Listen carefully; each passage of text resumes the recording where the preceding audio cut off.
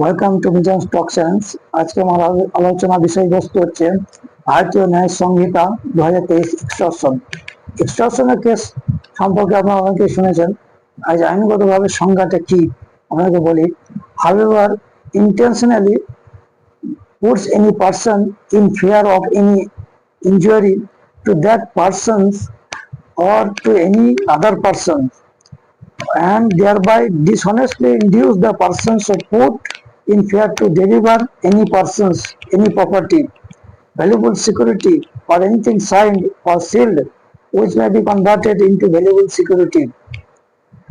A commits extortion. তাহলে আমরা বাংলায় বলি সংখ্যাটা কেমন হয়, যে ব্যক্তি ইচ্ছাকৃতভাবে কোনো ব্যক্তিকে তার নিজের বা অন্য কোনো ব্যক্তির ক্ষতির ভয় প্রদর্শন করে এবং সেই ভয়ের মাধ্যমে অসৎ উদ্দেশ্যে এই কোনো ব্যক্তি বা ব্যক্তিবর্গের কাছে কোনো সম্পত্তি, ভ্যালুয়েবল সিকিউরিটি মানে মূল্যবান জামানত, অথবা এমন কোনো স্বাক্ষরিত স্বাক্ষরিত বা সিলমোহরযুক্ত নথি প্রদান করতে প্ররোচনা করে, হ্যাঁ, যা পরবর্তীকালে মূল্যবান জামানত রূপান্তরণ করা যেতে পারে, তাকে কি চাঁদাবাজি বলা যায়। এটাকে সে চাঁদাবাজি অপরাধ বলা যায়, চাঁদাবাজি অপরাধ বা এক্সটর্শন অপরাধ বলা যায়।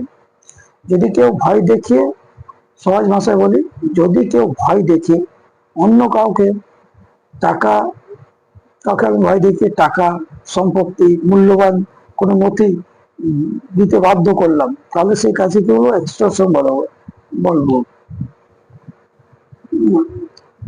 সহজ বাংলায় বলি, যদি কোনো ব্যক্তি ইচ্ছাকৃত ভাবে অন্য কাউকে নিজে বা অন্য কারো ক্ষতির, আঘাত, মৃত্যু বা মানহানির ভয় দেখিয়ে অসৎ উদ্দেশ্য তার কাছ থেকে টাকা, সম্পত্তি, মূল্যবান দলিল বা এমন কোনো স্বাক্ষরিত সিলমোহরযুক্ত নথি আদায় করে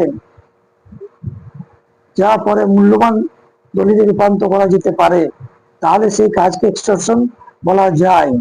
যেমন একটা ধরুন, কেউ যদি বলে 10,000 টাকা না দিলে তোমার দোকান ভেঙে দেয়া হবে, এবং সেই ভয়ের কারণে ভুক্তভোগীর টাকা দেন, তাহলে এটা এক্সটর্শন হিসাবে গণ্য করা হবে। Thank you. আমি একটা ছোট কার্টুনের ভিডিও বানিয়েছি, ওটা একটু দেখে নেবেন। ভালো লাগলে লাইক এন্ড শেয়ার করবেন। আশা করি তো থাকুন, লাইক করুন, শেয়ার করুন, সাবস্ক্রাইব করুন। ভালো থাকুন, ধন্যবাদ। Have a nice day.